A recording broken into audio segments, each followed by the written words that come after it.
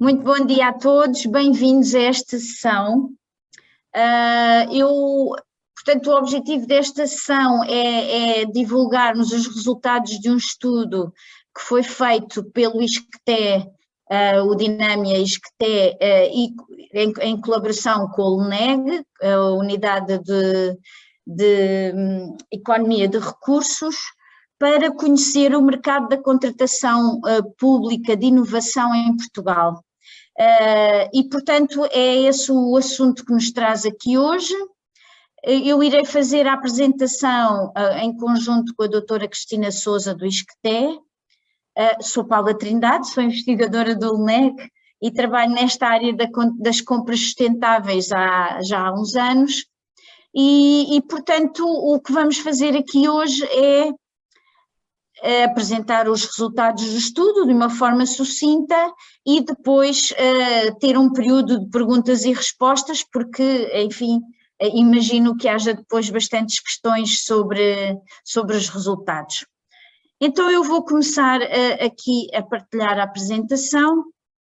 Portanto, como veem, a equipa que realizou o estudo foi extensa, não fomos só nós as duas, portanto, entre pessoas do LNEG e pessoas do Dinâmia do ISCTE, e exatamente o estudo focou-se no estudo do mercado da contratação pública de inovação em Portugal. A nossa apresentação vai se focar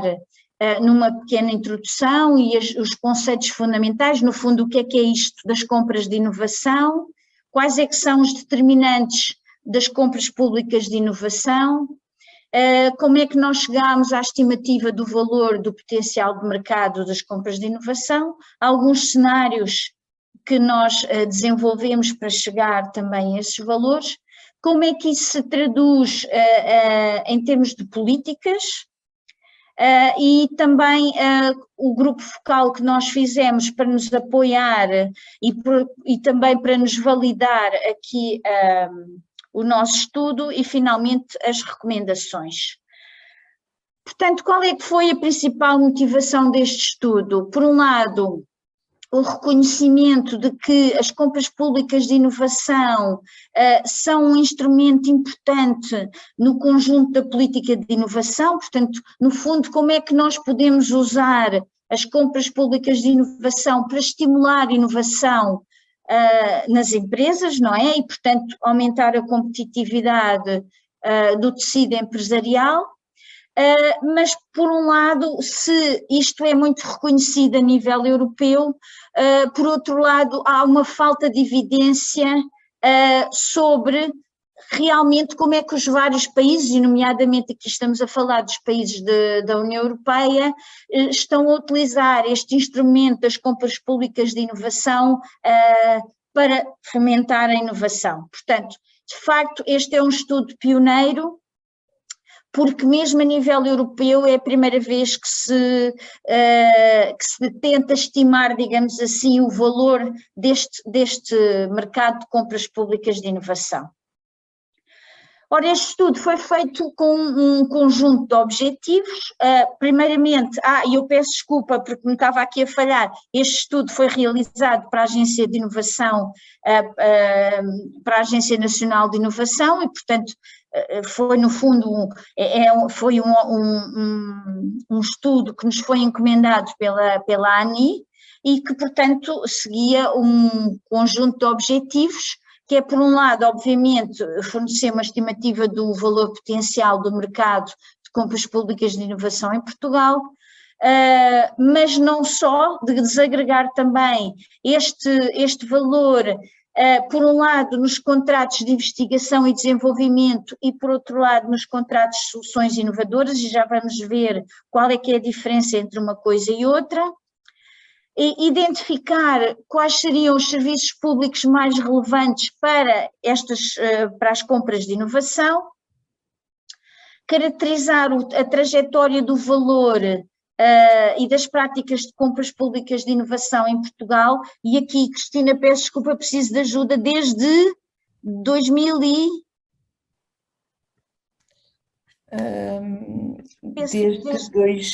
Desde 2000 também, desde 2010, penso eu. Portanto, reportar, eu penso que era 2016 ou 2020, e portanto perceber qual é que é a trajetória da quantidade de compras de inovação que vão sendo feitas em Portugal, perspectivar a evolução do mercado de compras de inovação para o futuro, não é? Não só o passado, o presente e o futuro, e depois, finalmente, elaborar um conjunto de recomendações para as compras de inovação em Portugal e como é que isto pode ser incorporado em termos de políticas públicas. Portanto, como veem, um conjunto vasto de objetivos, mas também complementar e enfim, que nos aponta aqui algumas pistas, primeiramente, qual é a situação atual e do que é que se pode fazer no futuro. Qual é que foi a metodologia do estudo? Ora, nós começámos por fazer um benchmark internacional, apoiámos-nos num benchmark internacional muito recente, foi elaborado pela União Europeia, e também, portanto, isto aqui era um estudo qualitativo que nos indicava qual era, no fundo, o desenvolvimento dos vários países numa série de dimensões, em termos de compras de inovação, e por outro lado apoiámos-nos também, obviamente, numa série em análise documental, não só de procedimentos que nós poderíamos pensar que indicavam que eram compras de inovação e que estavam disponíveis no portal base, e com isto nós complementámos com uma revisão da literatura e de estudos de caso, com o Focus Group, portanto, convidámos uma série de entidades e de pessoas que têm alguma experiência nesta área das compras de inovação para nos poderem também validar os resultados, e isto tudo para partimos então de uma estimativa e da trajetória para obter o valor do potencial do mercado das compras de inovação e a sua evolução. Portanto, esta foi a metodologia. Ora bem, quando nós estamos aqui neste estudo, do que é que nós estamos a falar e, afinal de contas, o que é isto das compras públicas de inovação? As compras públicas de inovação vão ser o conjunto, por um lado, das compras de investigação e desenvolvimento, isto é, a compra de novas soluções, isto é, de produtos ou de serviços que não existem no mercado, e tipicamente quando se faz a contratação de estudos de investigação, por exemplo, como se poderia fazer ao ISCTE ou ao INEG, ou mesmo em empresas, não é? Para desenvolver um produto completamente novo ou um serviço que não existe. E aqui o comprador público funciona como exatamente o comprador do processo de inovação, portanto dos serviços de investigação e desenvolvimento. Isto inclui desde a investigação fundamental, investigação aplicada e o desenvolvimento experimental, mas não inclui a produção comercial. Portanto, nós podemos aqui nesta fase chegar à fase de protótipo. Depois, a parte do desenvolvimento do protótipo e do scaling up do protótipo já não entra nestas compras de ID. Estas compras de ID têm uma característica em termos de código da contratação pública, é que são excluídas das diretivas de contratação pública e, portanto, este é um aspecto muito importante, não é? Depois, as compras públicas de inovação incluem não só estas compras de ID, mas também compras de soluções inovadoras. O que é isto, compras de soluções inovadoras? É a compra de produtos, serviços ou processos com características substancialmente novas que estão a entrar no mercado ou que já estão no mercado em pequena quantidade. Lembram-se, um exemplo, há uns anos, quando os LEDs, as lâmpadas LED começaram a entrar no mercado, portanto, era um exemplo de uma compra de soluções inovadoras. Ela já existia, a solução já existia, mas ainda estava muito incipiente. E, portanto, aqui o comprador público funciona como primeiro utilizador daquela solução inovadora, não é? E também, isto inclui também a compra de soluções que já existentes, mas que podem ser utilizadas de uma forma nova e inovadora. Por exemplo, um serviço que já exista, mas que tenha que ser adaptado a determinadas necessidades e, portanto, tenha que ser fornecido de uma forma diferente, ou mesmo um produto que seja adaptado a determinadas circunstâncias, a determinadas necessidades. As compras públicas de inovação podem ser também uma combinação destas duas abordagens, das compras de ID e compras de soluções inovadoras. Como é que isto se visualiza um bocadinho melhor? Portanto, vemos aqui as várias fases do processo de desenvolvimento dos produtos, não é? Desde, enfim, no fundo, quando começamos a estudar a solução, a fase de design, a fase de protótipo e depois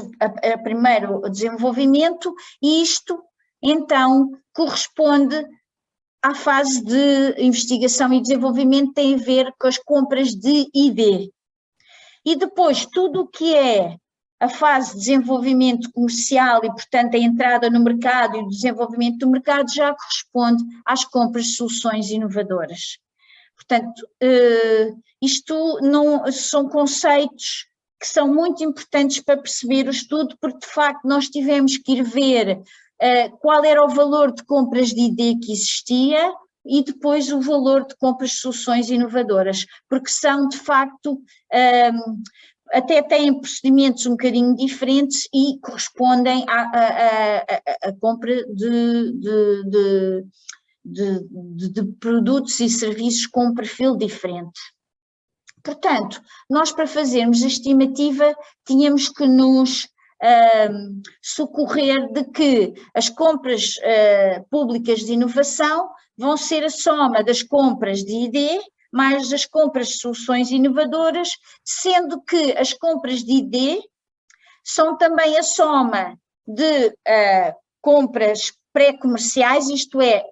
aquelas compras de soluções inovadoras, mas que seguem uma determinada abordagem muito tipificada, que é ter vários fornecedores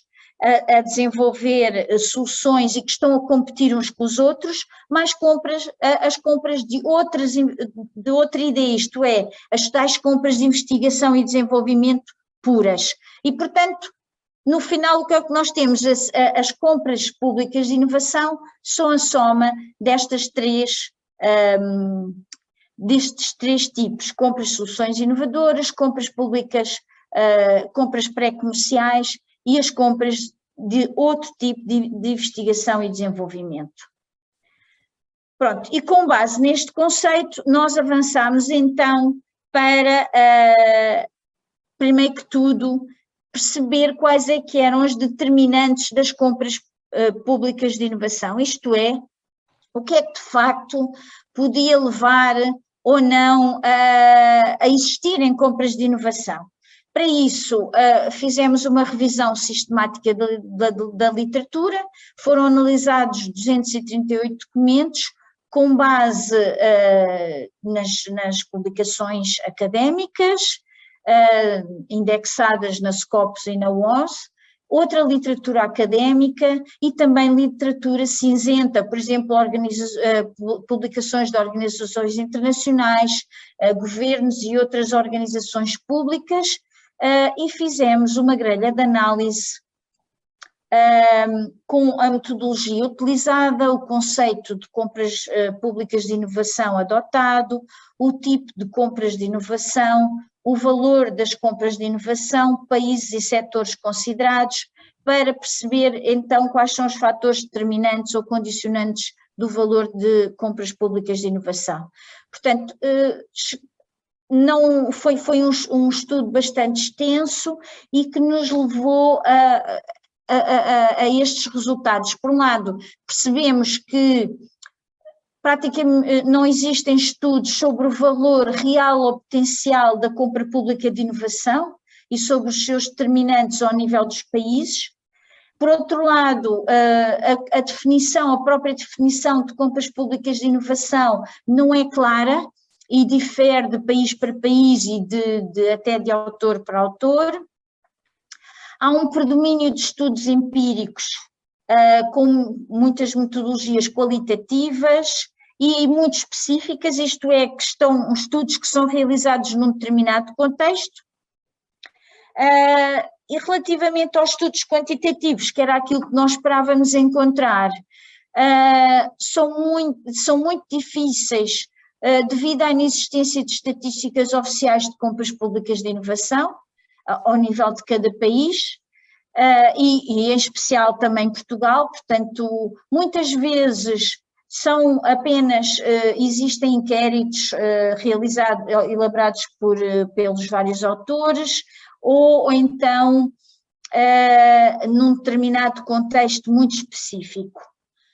E estes estudos tendem a estudar o impacto das compras de inovação na capacidade de inovação do país ou da região ou do setor e no desempenho das empresas contratadas e, portanto,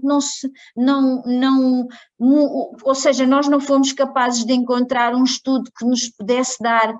pistas sobre realmente qual é que poderia ser uma metodologia para calcular o mercado de inovação em Portugal, ou até valores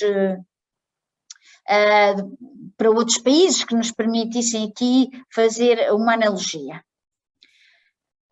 Mas com este estudo da revisão sistemática da literatura, nós conseguimos de facto operacionalizar alguns fatores, perceber que havia alguns fatores de facto que iriam determinar as compras de inovação e que estão aqui em algumas categorias. Por um lado, a qualidade e transparência da contratação pública, e aqui nós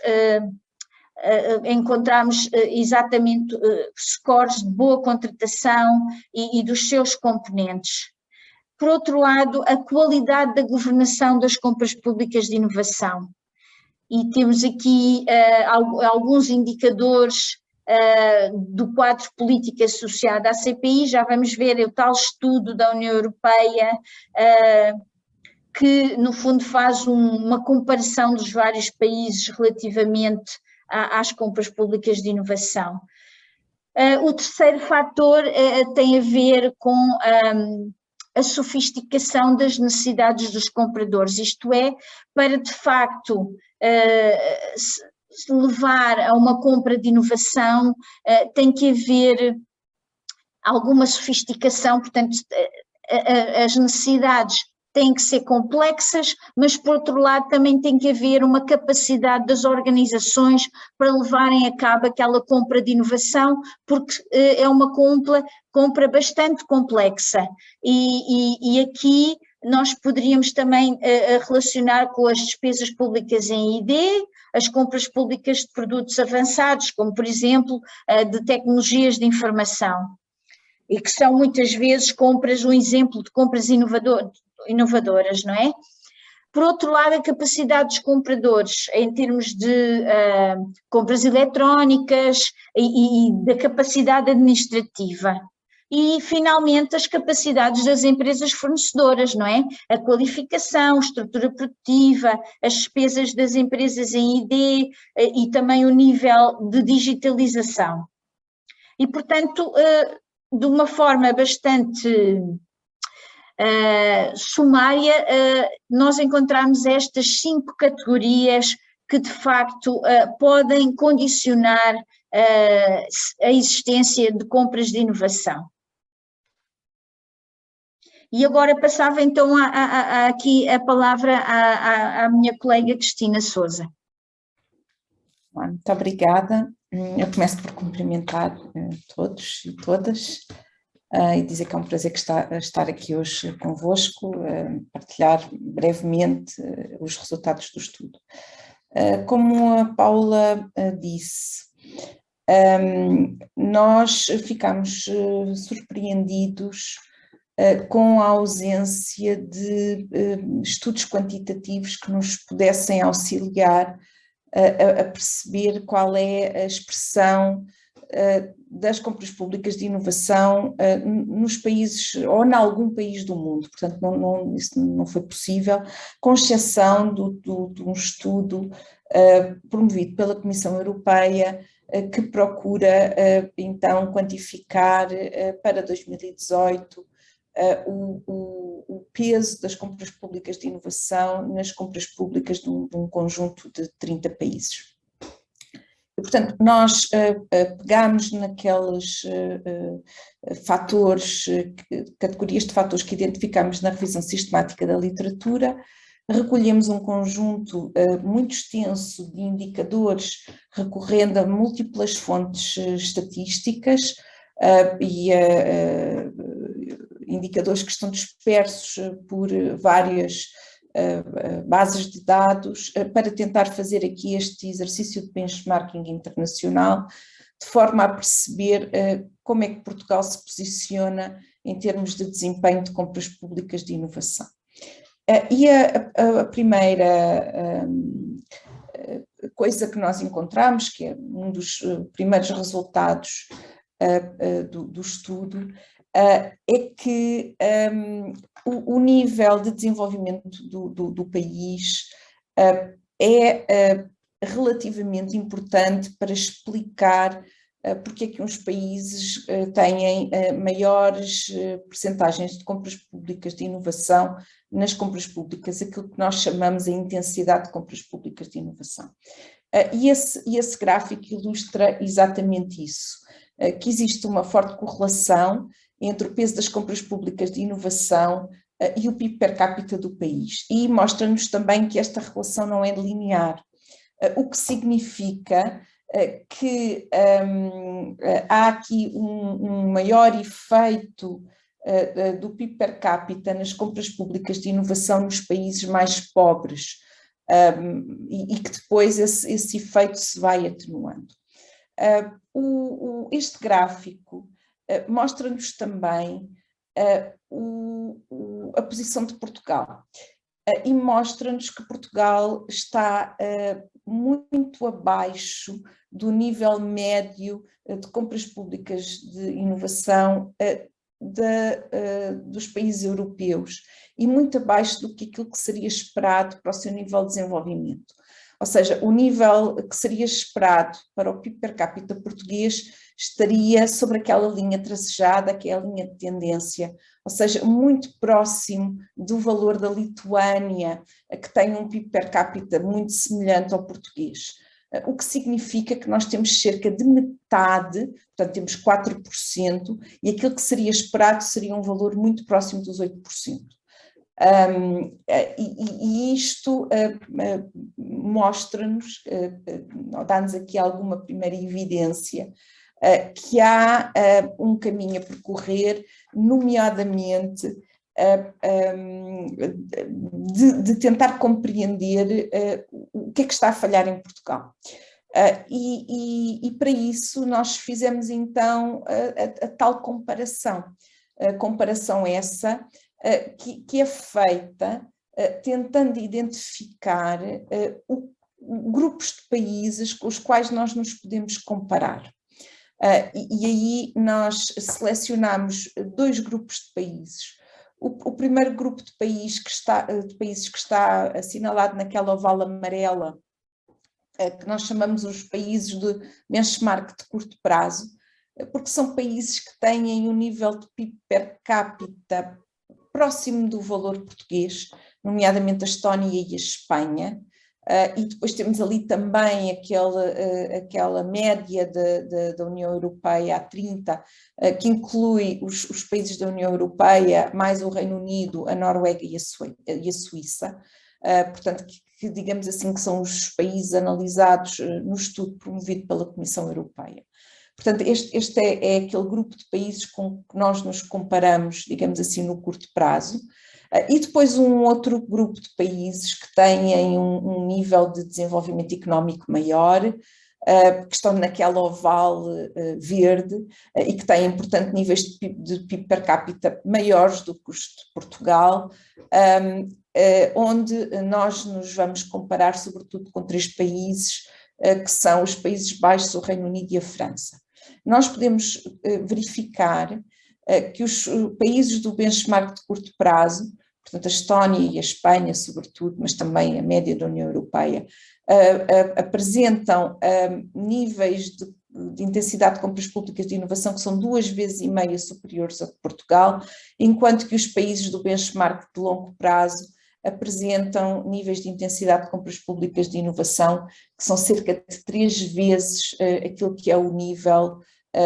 português. Portanto, isto permitiu-nos, digamos assim, identificar os países de benchmark e depois o benchmark foi feito sistematicamente para todos os determinantes. Apenas para ilustrar 2 desses determinantes, sim, Paula, nós trazemos aqui este gráfico, que é o gráfico anterior, mas agora com 2 dimensões que foram consideradas como relevantes nos determinantes que encontramos na revisão sistemática da literatura. Neste caso, a dimensão dos círculos está a representar a intensidade de investigação e desenvolvimento, ou seja, as despesas em ID em percentagem do PIB, e as cores estão a representar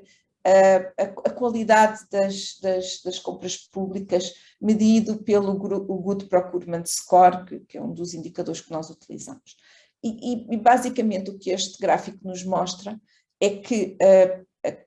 há uma tendência para que os países com maiores intensidades de investigação e desenvolvimento e com compras públicas de maior qualidade apresentem uma maior intensidade de compras públicas de inovação. Ou seja, mostrando aqui uma pista para promover compras públicas de inovação, que é aumentar a intensidade de investigação e desenvolvimento e aumentar a qualidade das compras públicas no geral.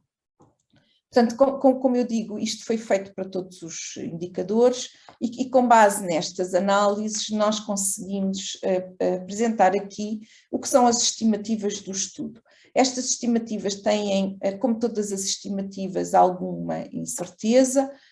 Incerteza é essa que vem de uma análise crítica que nós fizemos do estudo de benchmarking promovido pela Comissão Europeia e, portanto, os nossos valores de estimativas estão em intervalos entre um valor mínimo e um valor máximo.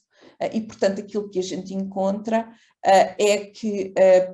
o valor atual das compras públicas de inovação em Portugal se situará entre os 637 milhões de euros e os 1.274 mil milhões de euros no momento atual, mas que, por comparação com os países de benchmark, encontramos aqui um potencial de crescimento muito grande. No curto prazo, para um valor a oscilar entre os 1.593 milhões de euros e os 3.185 milhões de euros, porque lá está, é o valor que corresponde aos países que têm o mesmo nível de desenvolvimento de Portugal, e no longo prazo, que o potencial de mercado se poderá aproximar de um valor até maior, podendo ir até aos 3.823 mil milhões de euros. Portanto, isto foram as estimativas que nós fizemos, mas estas estimativas foram depois também desagregadas, como a Paula disse nos objetivos. Nós depois tínhamos que fazer vários níveis de desagregação e uma das desagregações que nós fizemos foi por serviços. Portanto, por setores de serviços públicos. A análise mostra-nos que há aqui alguns setores onde o potencial de crescimento é maior. Porquê? Porque Portugal está aquém dos países com os quais nós nos estivemos a comparar, quer no curto prazo, quer no longo prazo. Nomeadamente os serviços públicos gerais e a saúde foram identificados por nós como 2 áreas onde o potencial para aumentar as compras públicas de inovação em Portugal poderia ser explorado. Fizemos também a construção de cenários, portanto estes cenários vêm mostrar, no fundo, diferentes velocidades com que Portugal se pode aproximar dos países de benchmark, Obviamente que a concretização dos cenários implica mudanças, e, portanto, quanto mais rápido, digamos assim, quanto maior for a velocidade com que nós nos queremos aproximar, maior serão as transformações que temos que fazer. Mas nós utilizamos aqui uma metáfora com uma corrida de ciclismo, em que nos poderíamos aproximar do pelotão da frente, que seria o cenário mais exigente, em que nós teríamos que correr mais rapidamente, e portanto para chegar até ao nível dos países de benchmark de longo prazo até 2030, portanto no espaço desta década em que estamos a viver. Portanto este seria o cenário mais exigente. Notar que neste cenário já em 2025 nós conseguiríamos alcançar os países de benchmark de curto prazo, o que significa uma multiplicação por 2,5 do valor atual. No cenário intermédio, a que nós chamamos os cenários dos perseguidores, nós vamos a uma velocidade mais lenta e, portanto, no final da década apenas conseguimos atingir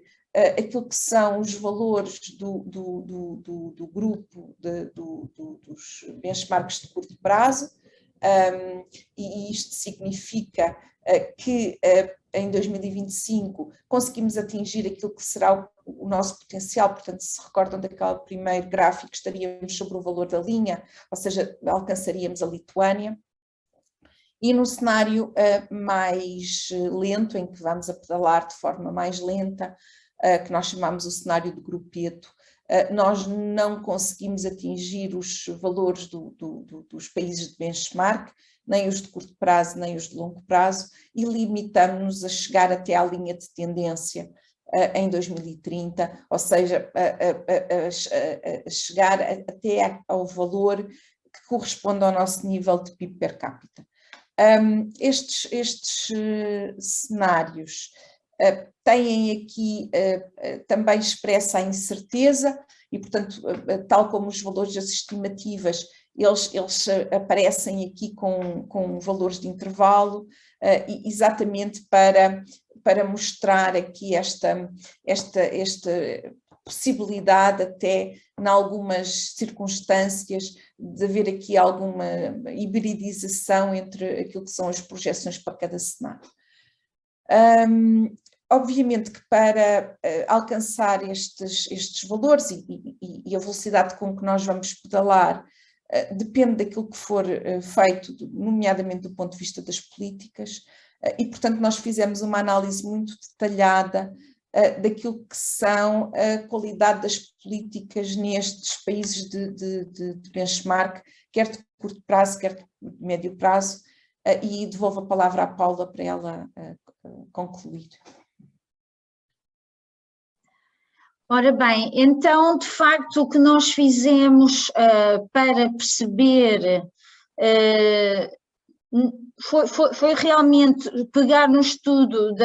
da União Europeia, mas perceber o que é que os países, quer sejam os países da comparação a curto prazo, quer os países da comparação a médio prazo, faziam que Portugal não faz e que nos poderá eventualmente permitir chegar a níveis mais altos de compras de inovação. E para isso, portanto, isto é uma avaliação qualitativa, com indicadores, mas que são expressos de uma forma quantitativa, mas os indicadores em si são qualitativos, e analisamos este conjunto de indicadores. Desde logo a definição oficial, isto é, se existe uma definição de compras de inovação na legislação de contratação pública, até que ponto é que as compras públicas de inovação estão incluídas nas políticas horizontais, como é que a política de tecnologias de informação também espelha ou está relacionadas com as compras de inovação. De outra forma, também as políticas setoriais, se elas incluem ou não um instrumento de compras de inovação para alcançar os objetivos, se existe um plano de ação de compras de inovação, se existem metas de despesa, se existe um sistema de monitorização das compras de inovação, se existem incentivos para compras de inovação e, finalmente, os dois fatores que nós viemos a constatar que são mais importantes, a construção de capacidade em compras de inovação, isto é, tudo o que tem a ver com formação, competências, etc., e se existe um mercado amigo da inovação. E como podem ver, de facto, temos aqui os valores para Portugal e depois os valores para os países de curto prazo e para os países de longo prazo aqui expressos. Ora bem, o que é que nós aprendemos com isto?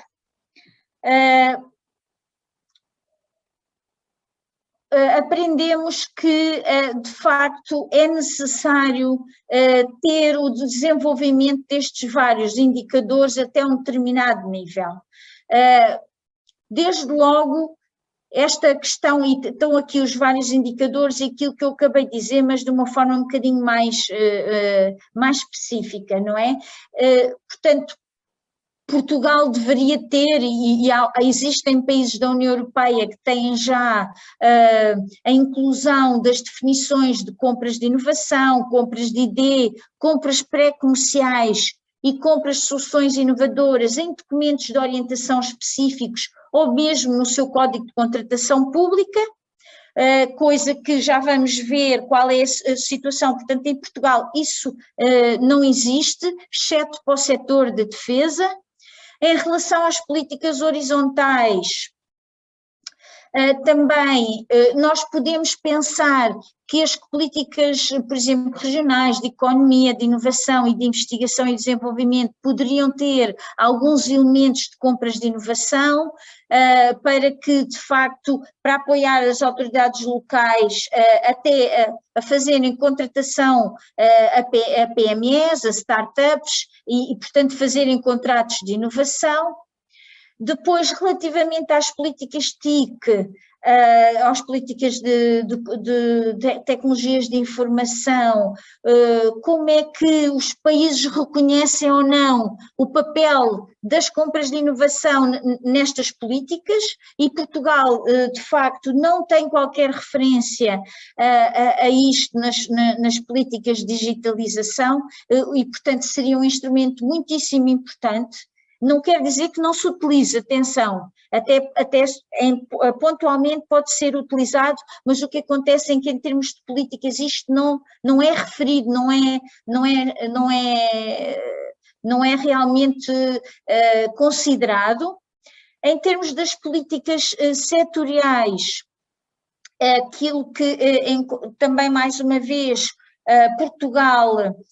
não tem grande referência às compras de inovação e nós aqui percebemos, em comparação com os outros países, que há nitidamente alguns setores com muito interesse em que poderiam ser estimuladas as compras de inovação, como seja o setor dos transportes. Isto também, claro, está relacionado com aquilo que a Cristina acabou de dizer, mas como os setores dos transportes, da saúde, do ambiente, água, construção e infraestruturas. Depois, em termos de plano de ação, é necessário fazer uma definição das metas de compras de inovação, fazer com que haja compromisso das entidades em termos de quantidade de compras de inovação que vão de facto fazer, a definição de setores prioritários estratégicos, a criação de projetos de compras de inovação financiados e também ter um orçamento dedicado para as compras de inovação. Isto são tudo aspectos que surgem do benchmarking e que são muito importantes, não é? Numa política de compras de inovação. As metas de despesa é referido de facto que é muito necessário definir metas de despesa para compras de inovação obrigatórias e específicas para as entidades. Portanto, existem países que têm metas de despesa, mas são a nível nacional, e depois, como não existe nenhuma obrigatoriedade, nem existem entidades que tenham a obrigação de fazer compras de inovação, isto acaba por não se concretizar, não é? E, portanto, esta é uma questão muito importante. Depois, o sistema de monitorização. Esta foi uma questão com que nós nos deparamos, porque de facto não existe nenhum mecanismo a nível de Portugal para identificar compras de inovação, quer seja no portal base ou mesmo inquéritos feitos a nível nacional. Isto acontece em muitos países, mas existem alguns países que têm de facto questionários aos compradores públicos para perceberem a quantidade de compras de inovação que são realizadas. E temos também a questão não menos importante dos incentivos. Em Portugal não existem incentivos diretos às compras de inovação, mas existem já alguns países na União Europeia que o fazem, como por exemplo o exemplo da Espanha, que no fundo utiliza incentivos a programas como o programa ESIF, os fundos ESI, do FEDER e do programa operacional, utilizou logo o programa operacional 2014-2020 para criar incentivos financeiros para os contratos de inovação em alguns setores e, portanto, obteve bons resultados, e Portugal poderia seguir também este exemplo da Espanha. Finalmente, em capacitação, que nós vimos que é uma das questões mais importantes. Em Portugal as medidas de capacitação são muito incipientes e de facto os países que nós consideramos mais interessantes seriam a Estónia e a Holanda, em que já fazem, além de terem alguns manuais, fazem também o apoio a procedimentos de compras de inovação, etc. E neste momento, pelo menos, enfim, algumas destas medidas estão em preparação pela Agência Nacional de Inovação e o seu que irá ter no fundo, um organismo para apoiar estas compras de inovação. Não menos importante, como eu disse, o mercado amigo da inovação. O que é isto? É, no fundo, criar alguns mecanismos que ajudem as empresas a serem também, a desenvolverem soluções inovadoras e que, no fundo, depois possam ser contratadas pelas instituições públicas. Mas para que isto aconteça é necessário uma série de medidas, como por exemplo o regime de propriedade intelectual, e verifica-se que nos países em que o regime de propriedade intelectual pertence às empresas que estão a desenvolver, no fundo, as soluções, isto promove as compras de inovação, ou seja, quando se faz a contratação de um novo produto ou serviço, a propriedade intelectual não fica na entidade compradora, mas sim nos fornecedores. Isto é uma questão muito importante porque motiva, ajuda os fornecedores a desenvolverem soluções e, por outro lado, faz com que o procedimento de contratação não seja tão oneroso para os compradores públicos. E isto é, portanto, muito importante. Depois, obviamente, que durante o processo de contratação pública seja usado o modelo da proposta economicamente mais vantajosa para a avaliação das propostas, coisa que se verifica que em Portugal é utilizado apenas num número muito marginal de procedimentos de contratação e, portanto, isto porque a maior parte da contratação em Portugal ainda é por adjudicação direta e, portanto, isto necessariamente que reduz a concorrência e reduz também o potencial de compras de inovação. Outro aspecto que pode ajudar é a possibilidade de prever a possibilidade de variantes na contratação pública, isto é, a apresentação de soluções que são diferentes daquelas que são pedidas no caderno de encargos e no programa, e portanto isto pode ajudar. Promover a consulta preliminar do mercado antes do procedimento de contratação, porque isso ajuda a perceber se existem novas soluções que estão prestes a serem, a entrarem no mercado, ou mesmo soluções que já existem, mas que são novas, e portanto isto é uma questão muito importante. Aumentar o número de proponentes nos concursos públicos, como eu disse, aumentar a concorrência e melhorar o nível de informação fornecida pelas autoridades públicas, no fundo está relacionado com aquele Good Procurement Score de que a Cristina falou. Portanto, isto no fundo foi uma abordagem de cima para baixo que nós fomos estudar estes indicadores a nível da União Europeia para os vários Estados-membros e comparar com a situação de Portugal. Mas depois fomos fazer uma outra coisa, tentámos identificar nas políticas de inovação ou políticas relacionadas com a inovação em Portugal, se existiriam algumas menções às compras de inovação. E, de facto, isto centramos no período 2014-2020 e as propostas de políticas de 2020-2030. Verificámos que na ENEI, de facto, a compra de inovação aparecia como um instrumento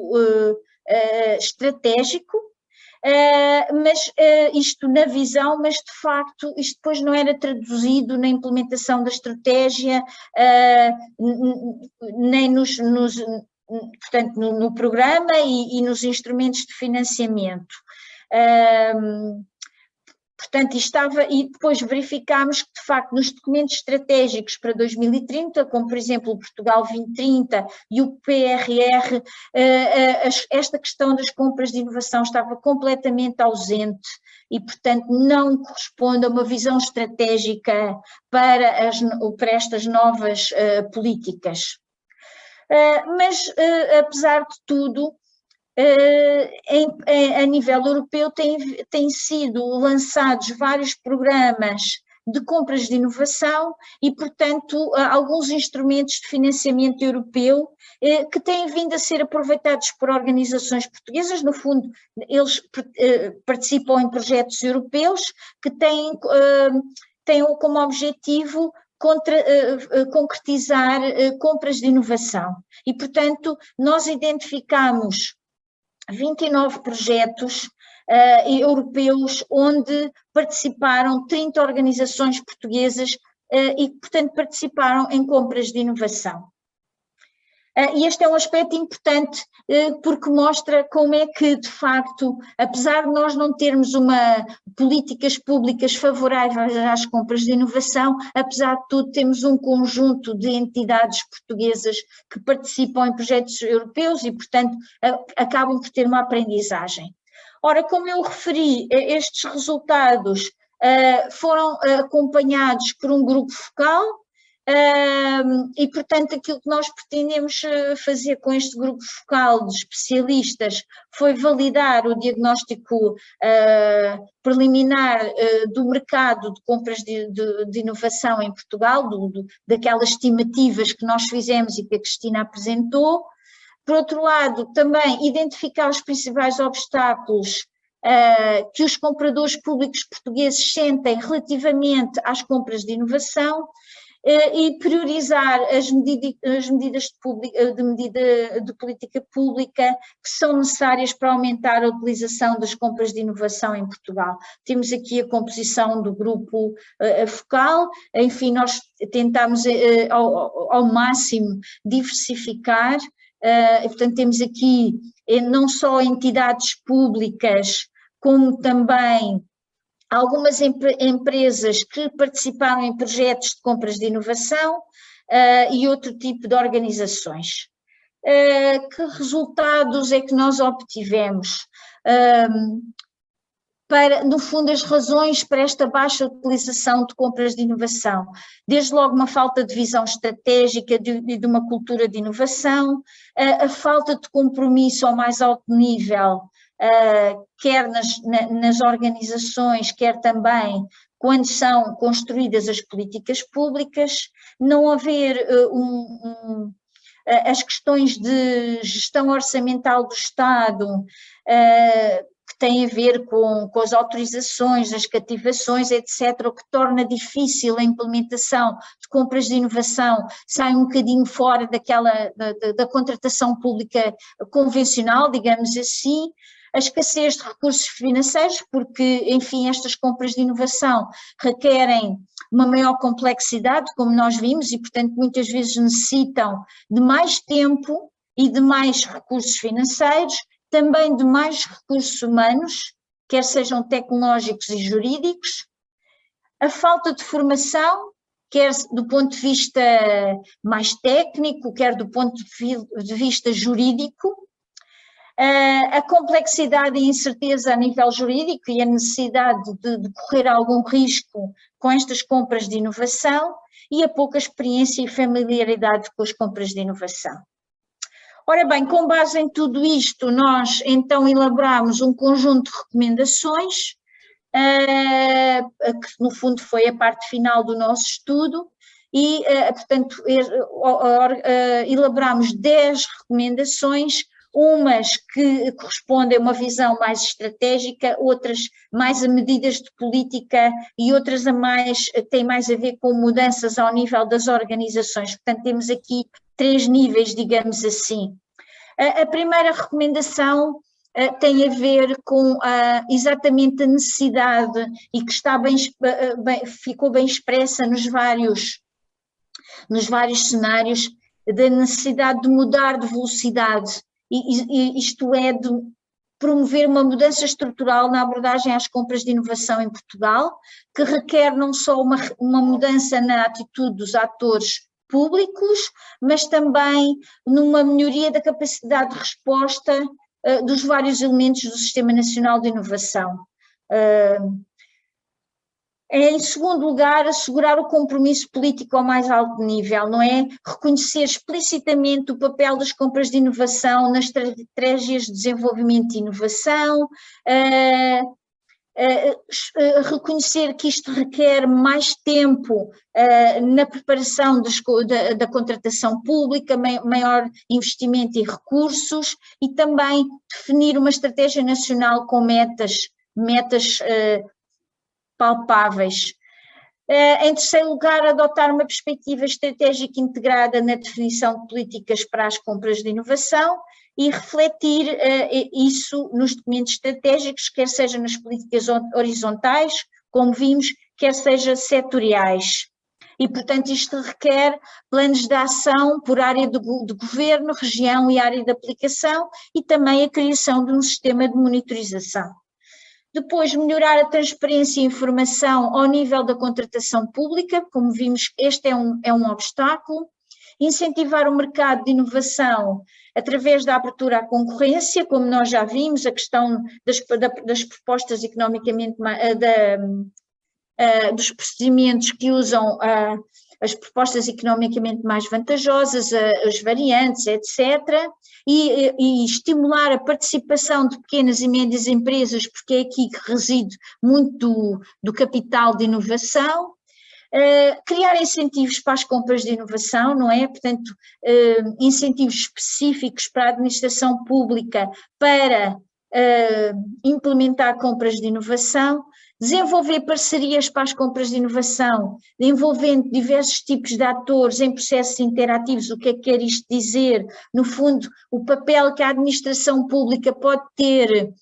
na criação de parcerias com vários atores ao longo da cadeia do produto ou do serviço, isto é, no fundo, eles terem um papel ativo para orquestrar estes grupos de atores com vista à satisfação de uma necessidade que a administração pública tem. Reforçar a dimensão estratégica das compras de inovação ao nível organizacional, portanto, até agora falámos de questões mais macro, das políticas e do enquadramento dessas políticas, mas a verdade é que isto tem que corresponder também ao nível das organizações da administração pública, a uma intenção de implementar compras de inovação, simplificar e clarificar os procedimentos de compras de inovação e a sua orçamentação. Isto foi uma questão que foi também referida. E, finalmente, capacitar e difundir boas práticas na administração pública. Esta é uma necessidade muito grande, desde logo desenvolver competências nesta área, mas também divulgar casos já existentes e criar uma infraestrutura, uma estrutura de mecanismos de suporte. E pronto, terminamos aqui a nossa apresentação, que já vai longa, e gostaríamos agora de abrir um espaço de perguntas e de respostas